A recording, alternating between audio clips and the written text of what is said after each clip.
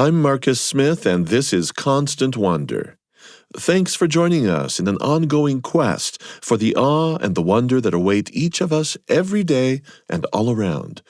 Awe can be found in all creation, human or wild, vast or small, in spiritual encounters that move us beyond words.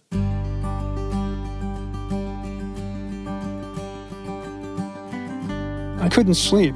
I'm in the tent next to my son, who was asleep next to me. I crawled out without waking him up and climbed up the hill. It was midnight, and the sun was still out. Jonathan Waterman is a prolific photographer, writer, and filmmaker who for over 4 decades adventured into the Arctic to observe, explore, learn, and to describe it all in words and pictures. In this scene, Waterman is describing the last night of an Arctic adventure he had with his 15-year-old son. They were camped out at Lake Kavacherak in the Brooks Range of Alaska. It was one of John's last such voyages to the far north.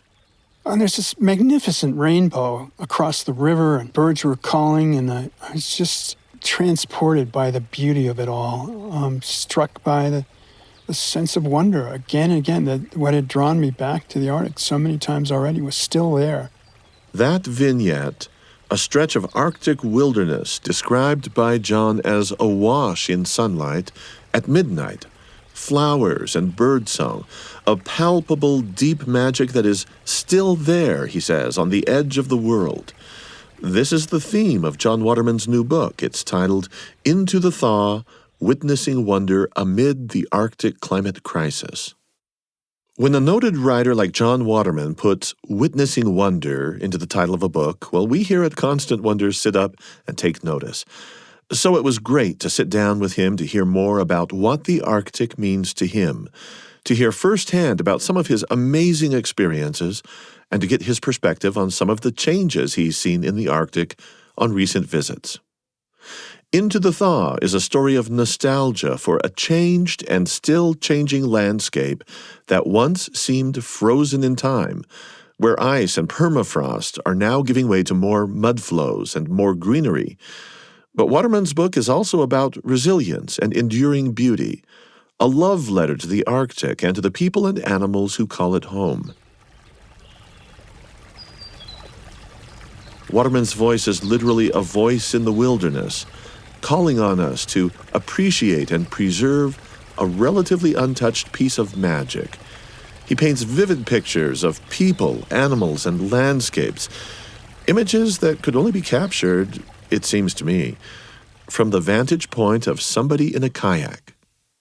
Waterman's Arctic story began when his youthful passion for mountain climbing led him in his 20s to become a park ranger, first at Rocky Mountain National Park in Colorado, and then working his way up to higher latitudes. They hired me principally because they wanted another climber to round out the ranks of their rescue team. But it wasn't a fit for me because it's a crowded national park, and I spent a lot of my time just telling people where to park their cars or not to have campfires or where they could camp. And then the next summer, I was lucky enough to climb the ladder, so to speak, and I moved on to Denali National Park in Alaska. And that is a park, of course, named after the highest mountain, Denali.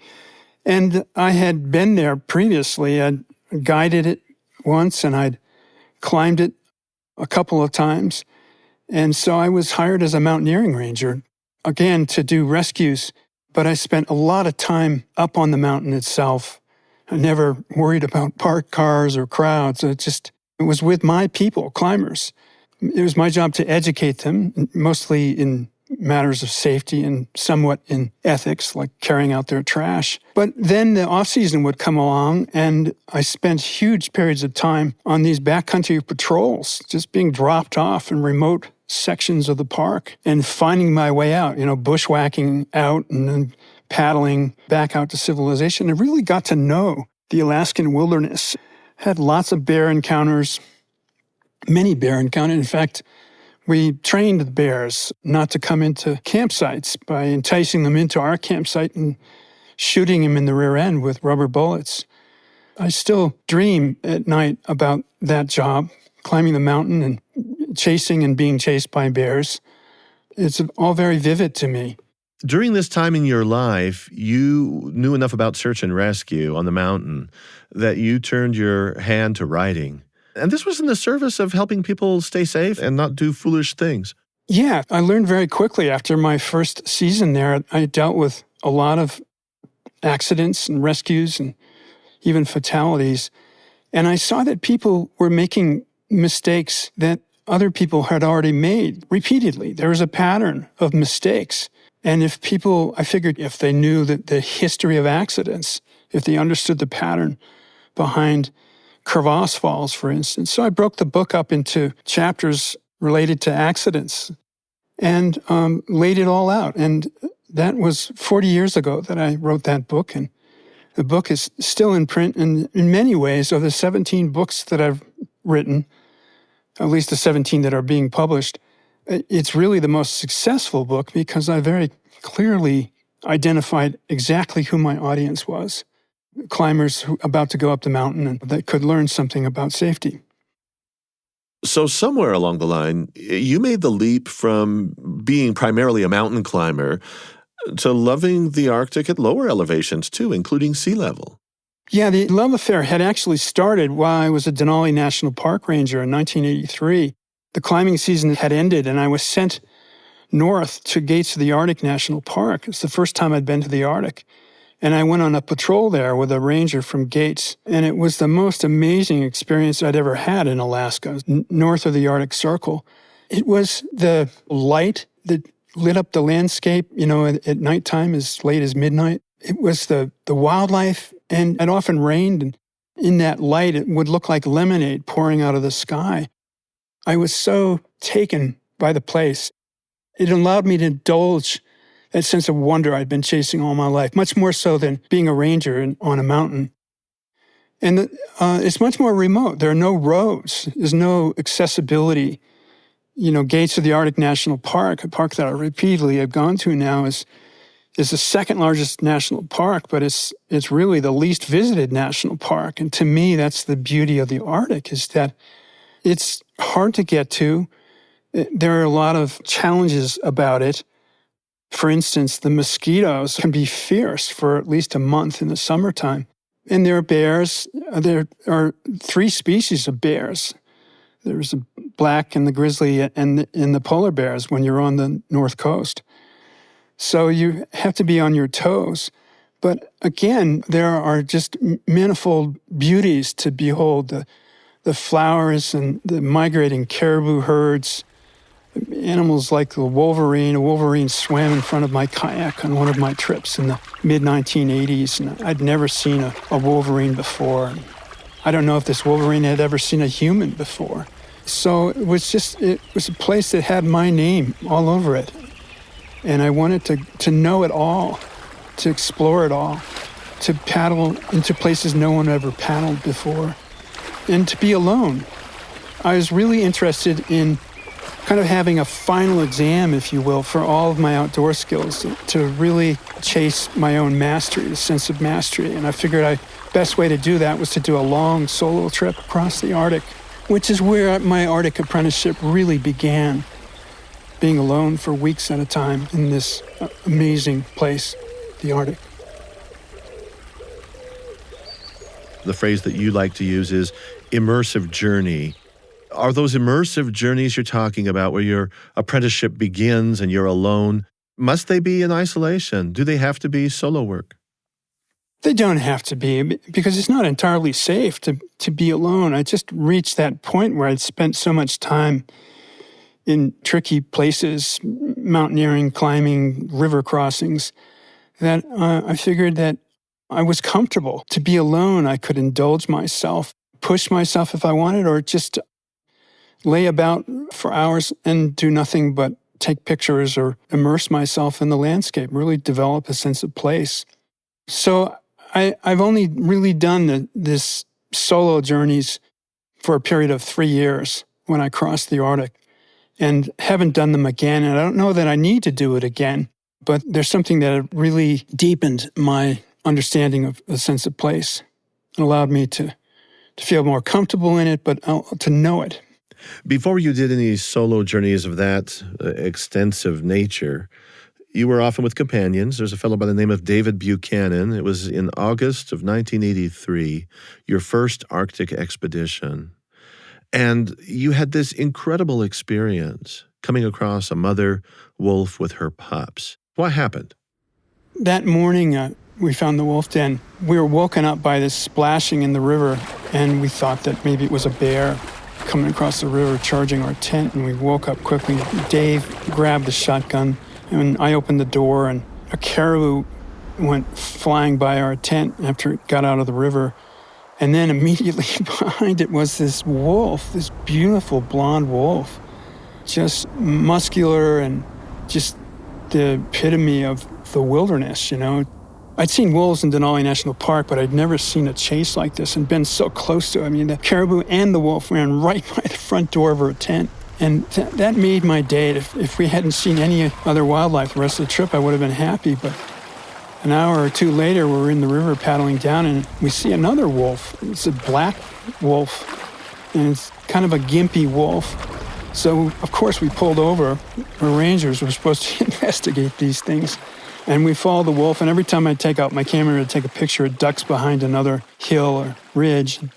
After walking for maybe 10 minutes, we come out onto the open plain of tundra, and the wolf looks back at us and kind of trots off with its gimpy rear leg. But then we hear this mewing noise off in the small willow brush, and we didn't know what it was, and we walked over and then crawled the last few yards, and it was a den of wolves, and immediately that big blonde wolf, it was the she-wolf, the mother wolf, sprinted away from us down to the river. And there are 5 pups lying there in front of their den hole, maybe 3 weeks old.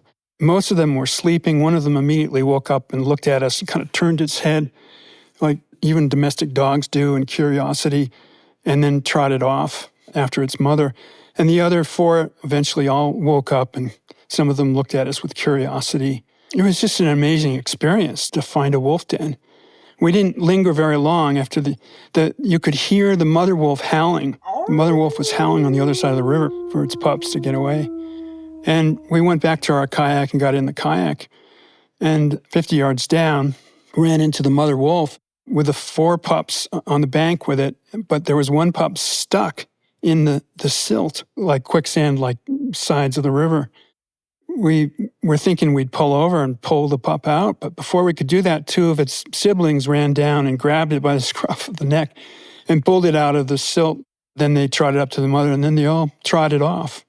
So it was an amazing experience for anyone that loves wild animals, particularly who had never really had a wolf encounter before.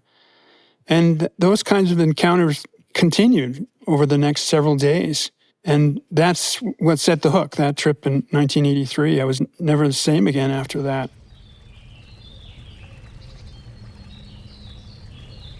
I've always loved birds, and that's just yet another reason to go to the Arctic. And on my solo trip across the Arctic, it was one of the things that kept me mesmerized, is just waiting for the next bird encounter.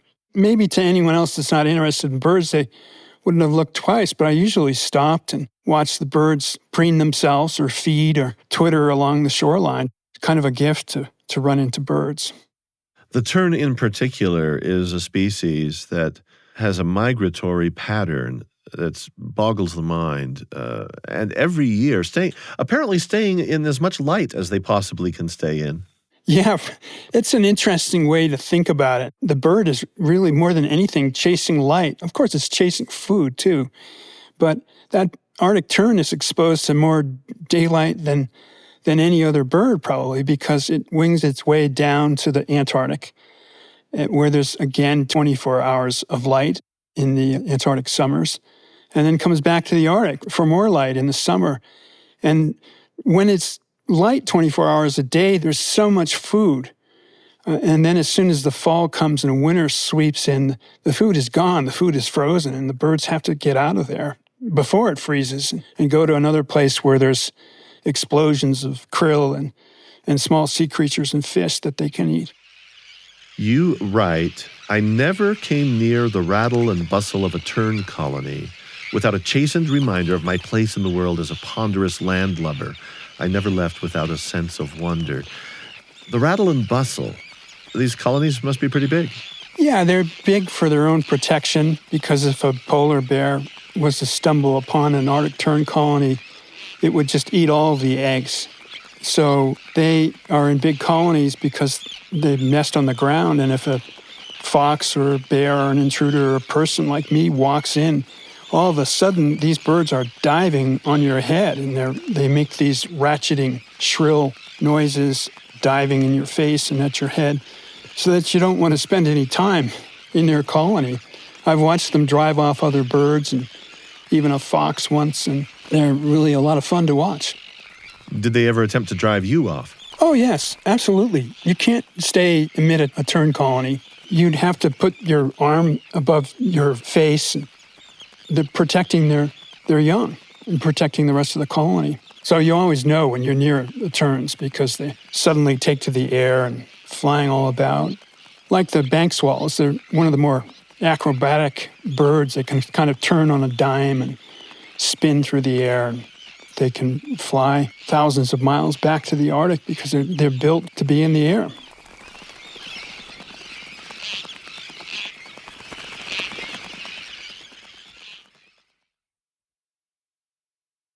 I've got another podcast to recommend to you from the BYU Radio family of podcasts. It's called The Appleseed. Each episode features master storytellers sharing all kinds of stories for you and your family, folk tales, fairy tales, personal and family tales. It's ideal for road trips, bedtime, or any time you're looking for something that the whole family can enjoy together. And here's a great side effect of listening to The Appleseed. It has a nearly magical ability to conjure up a whole lot of healthy storytelling right at home, and it often prompts the sharing of precious memories as well. Be sure to catch The Appleseed wherever you get your podcasts. We now return to Constant Wonder.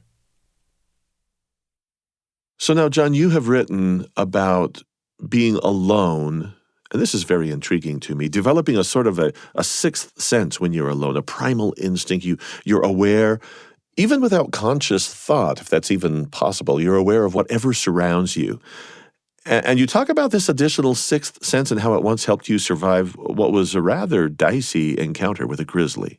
One of the great wonders about my solo time in the Arctic is that I began to feel things around me and sense other wildlife as it could sense me. But in this particular encounter, it was a very stormy day, and I'd been sailing my kayak, and I knew that I had to come ashore. The only way to land was to find a protected cove because the surf was so big that I couldn't land in the surf.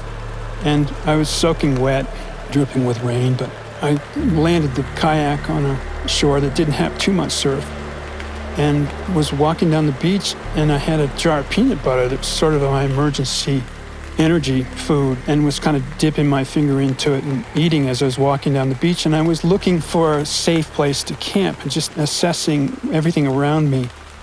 Without hearing anything or seeing anything, I suddenly knew that there was another animal really close to me. And of course, there are no trees. There was a bluff on the beach. I turned around, and a bear had just topped over the bluff and was walking down the beach toward my kayak, and I was on the other side of the kayak. And without thinking, I did something I'd never done before and ran straight toward my kayak, which was running straight toward the bear. It's not a good thing to do because you never want to show aggression to a wild bear. You always have to be kind of neutral, appear strong but not be aggressive. And the bear kept up its walk, maybe a little bit stunned at what it was seeing. But just as I got to the kayak, I tossed the peanut butter jar to it, thinking that would stop him. And it did. And I pushed the kayak into the surf and jumped in, totally soaked now, and back paddled ferociously. And the bear had stopped because I had thrown the peanut butter jar. I didn't stop for another, I don't know how many miles, but it really struck me as I was paddling along in the surf that I knew that bear was there. I knew instinctively, without using my five senses, that there was something dangerous about to happen. And that would happen to me again and again. It was very powerful. And I believe that we all have that, whether it's inherited from our ancestors who at one time were hunters and gatherers, or just something that human being has. We have instincts embedded within us. That was one of the wonders of my trip across the Arctic, was developing and listening to that instinct.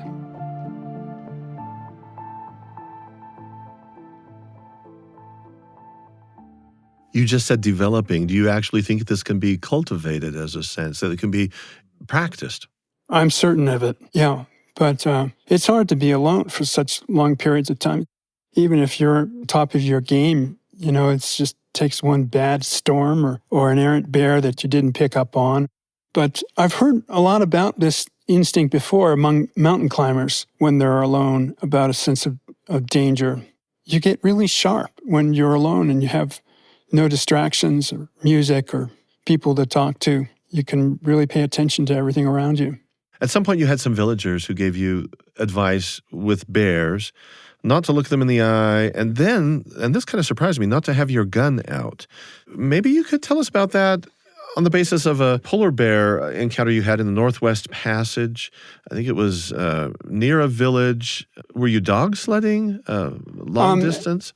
No, it was in September, and the winter was coming, and I was more than a week away from the village of Thaw, and there an elder had told me not to have my gun out and to show respect to the bear, which the northern or polar Inuit apparently referred to as Taloyuak, which means the one who gives power. And one of the things that I wanted to do, I know it sounds crazy, but I really wanted to see and maybe have a close encounter with a polar bear, as crazy as that sounds. And I had been seeing polar bears already, and not only their sign, but the bears themselves. So nearly a week out from the village of Taloyuak, I was paddling around a point, and there were a lot of bears around because there were a lot of seals. And I was thinking I might go another 150, 200 miles to the next village.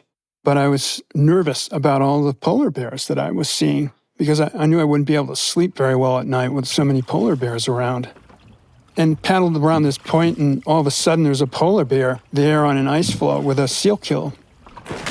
And immediately the bear jumped into the water and started swimming after me. And I knew that I couldn't out-paddle a polar bear, but I'd forgotten myself, and I started quickly paddling away. And then I realized that I couldn't do that I was acting like a prey species. And so I quickly turned the kayak, pushed my rudder and turned to face the bear. I put my hands down and I tried to just send it all my respect. And it worked. The bear stopped swimming after me. I had my camera out, so I kind of discreetly took a couple of blurry photographs, but then continued to just try to show respect and deference, but at the same time, without acting aggressive, to show strength. And that's what I essentially had done by turning and facing the bear. And it really worked. The bear swam back to its iceberg and realized that I was not a prey species, I guess, or maybe it already had its dinner. And I decided that was all I needed in my trip across the Arctic, that I made it to the Atlantic tides, and to go any further was foolish. So I turned my kayak around and went back to the village of Taloyuak, and that's the last solo trip I ever did. Can you actually send your respect to a polar bear with no eye contact? It's generally a bad thing to stare at a bear and show eye contact. And so I was kind of conscious of, looking at it peripherally without staring it down.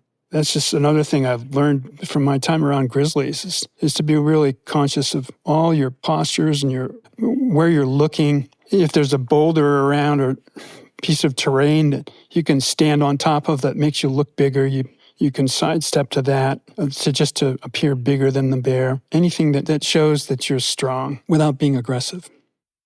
John Waterman spent a lot of time with indigenous peoples of the Arctic over the years, and he observed firsthand the kind of respect and reverence that they have for all living things.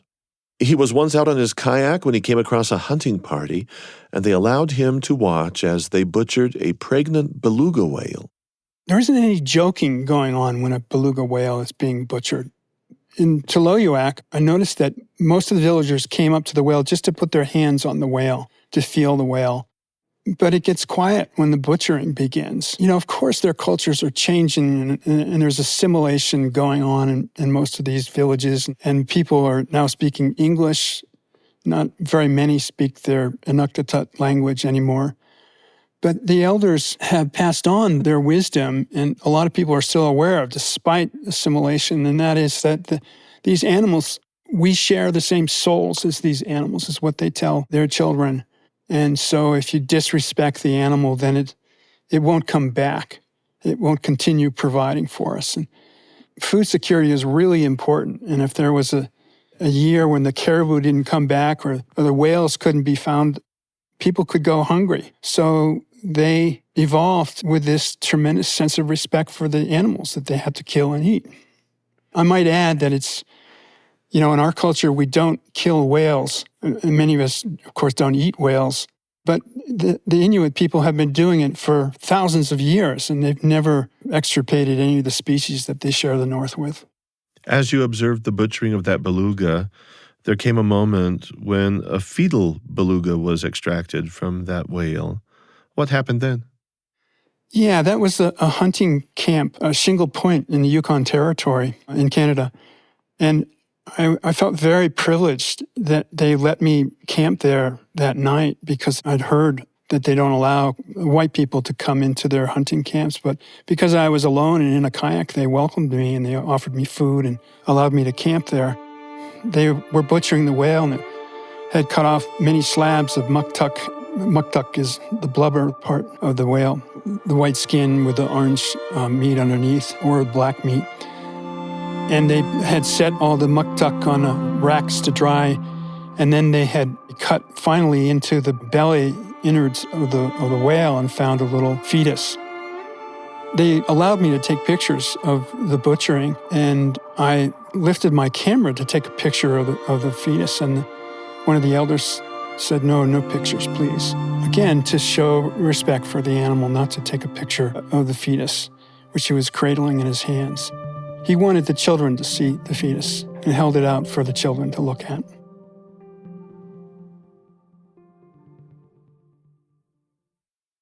With his mention of cultural assimilation into Western ways, John is helping us to remember and reflect on the harsh, even tragic fact that the Arctic is changing in such drastic fashion.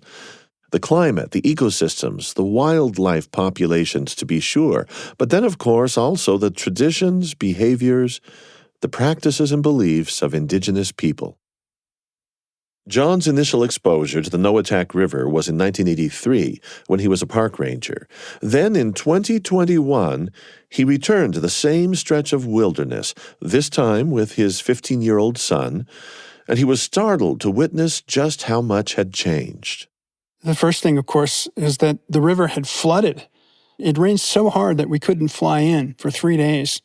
And finally, when we got in, it was an effort to keep the raft away from the banks of the river because there was so much current, so much river. In fact, it had washed over all the potential campsites. It was hard to find a place to pitch our tent that night. And I noticed other things in the week that followed. We saw only one caribou in more than a week that we were on the river. At that time of year in 1983, we'd seen thousands of caribou.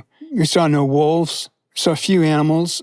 And it was the same time of year, August, that I had first visited the river in 1983, same time of year in 2021. And my 15-year-old son and I took swims in the river, which is something I would never thought of doing in previous visits because it's the Arctic. It's cold water. But it was so hot out, it was nearly 90 degrees. At a time of year when there hadn't traditionally been mosquitoes, we were encountering lots of mosquitoes. The tundra we walked across was notably soggy because the permafrost was thawing everywhere. And I realized that the place had changed quite radically, that the increase of temperatures had started kind of a domino effect. Researchers, I found out later, have correlated as the sea ice has diminished in the oceans surrounding the Arctic has begun greening. And of course, there's a lot more brush in the Noatak in 2021 when I went back than there was in 1983. So it's a radically changed place when I went back, and I was kind of stunned by it all. So after this absence of so many years, you see the place again. You kind of feel a little alienated by so much change, and yet you talk about being drawn back for something that had remained stable, and that was the light, the quality of the light, the experience of the light. You say it was your final night along one of these lakes. Can you walk us through that moment? Because it sounds to me like there was a bit of a transformation in your outlook where there was a chance for hope to sneak back in for you. Yes, we were camped out our final night at Lake Kavacharak, and I couldn't sleep. Of course, I was keyed up from a long day, and it was a cold day. The temperature had dropped on our 2021 back to the usual sort of frosty Arctic that I knew from years before. But nonetheless, I was aware of all these changes surrounding us, and I'm in the tent next to my son, who's asleep next to me. And I crawled out without waking him up and climbed up the hill. It was midnight, and the sun was still out, because it's often out in the summertime all day, 24 hours a day, or at that point, maybe 20 hours a day. And there's this magnificent rainbow across the river, and birds were calling, and I was just transported by the beauty of it all. What had drawn me back to the Arctic so many times already was still there. It's changing, it's morphing in strange ways, but it doesn't mean that it still doesn't have its own sort of beauty and reasons to go back, even as it's changing. You've written about a scene, a phenomenon of great beauty. This is from your last trip there in 2023. You were in a field of wildflowers, just alive with bumblebees. Could you share a little bit of that with us? Well, we had been walking for 4 or 5 days, and it was an arduous trek over the Brooks Range and down to the headwaters of the Noatak River. And we finally reached enough water that we were able to blow up our rafts and float downstream. We camped at a side stream and just conked out for the night and woke up to this beautiful morning. We'd both bathed in the river. We were walking around naked, drying off in the sun. It was an unusually warm day. And the Arctic is loaded with flowers. And there was this field of fireweed underneath some immature cottonwood trees that was just buzzing with bumblebees. So I laid down in the flowers and just watched these bees for a couple of hours, taking pictures of them, trying to take pictures of them. And it's a miraculous thing. I guess most people wouldn't know that the Arctic is filled with wildflowers in the summer. And one of the reasons it's filled with wildflowers is because there are so many birds and bugs, principally the bumblebees. And they were just, of course, doing what bumblebees do. But it was kind of a miraculous thing, to just, for a couple of hours, just check out and actually check in and observe these bumblebees pollinating all these flowers to create this outdoor arboretum of flowers. And it wasn't just fireweed, of course. There was the boykinia flower and cinquefoil, diapensia.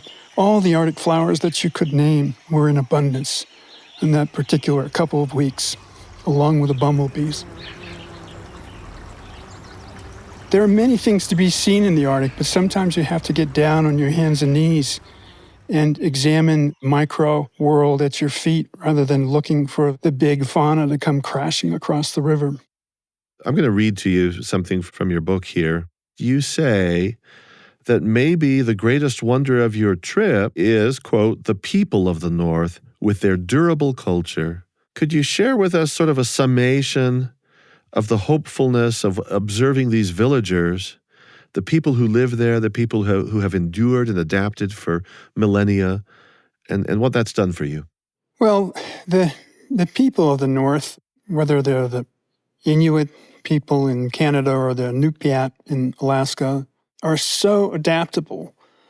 They subsisted for thousands of years with this food insecurities and wondering if the wildlife will come back again and again. And now they're confronted by this climate crisis, which is sweeping across the land and changing the patterns of migration in not only the birds, but in the caribou herds. And in some ways, cutting down on the number of animals that they depend upon.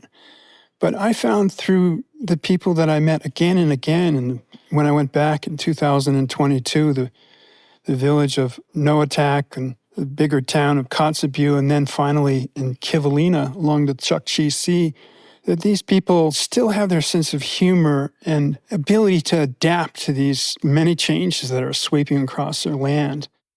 That really left an impression on me, the beauty with which they adapt to these changes in their landscape and how they still have hope and are not knocked off their game as things change around them. And that's why I wrote the book, is to show that we have to preserve this place at all costs, not just the place, but the people who live there as well. You could spend lifetimes going back and being enchanted by it all. What is the nature of that enchantment for you? Because there will always be unanswered questions, but you've gone back and back and back. We live in a busy time surrounded by all this noise and information or politics, and to turn all that off and look back, and you don't have to go to the remote reaches of the Arctic to find it. You could find it in a city park or a national park. They're there for us to enjoy, to turn our devices off and use our senses to try to connect with our own instincts, as I was so fortunate to be able to do on my long trips. And that, to me, is what nature's all about. Now, I don't know if I'll ever have the opportunity to return to the Arctic, but I can walk out my door into the forest here and find that same sense that I found alone in the most remote stretches of the Arctic. I don't know what that is, and that's the beauty of it all. It's the mystery that compels me and draws me back again and again, whether to the far north or to my own backyard. Few of us will ever encounter caribou, polar bears, wolf pups in the far north. But the magic of solitude that we can have amidst plant and animal life, it's always at hand if we're willing to look and listen. And this has actually been a bit of a theme for us this season of Constant Wonder. We began in the backyard of novelist Amy Tan, and then next week we're going to be visiting with a British adventurer who spent a year close to home exploring a 20-kilometer grid of his own neighborhood. So for the last 3 years, I've climbed a tree on the first Wednesday of every month. My calendar goes ding, and I go climb a local tree. And that's a fantastic thing because it gets you away from your email for 20 minutes. So it's a bit of exercise, a little bit of childlike fun, but also it makes you notice that the universe has changed. Join us next week for that conversation with Alistair Humphreys. Thanks for listening to Constant Wonder. It's been an honor to visit in this episode with John Waterman. He's an award-winning photographer and author, a virtual icon of contemporary adventure and exploration of the Arctic. John is author of 15 books, among them the newly released Into the Thaw, Witnessing Wonder Amid the Arctic Climate Crisis. Today's episode was produced by Eric Schultzka with help from Lydia McElroy and sound design by James Call. I'm Marcus Smith. Constant Wonder is a production of BYU Radio.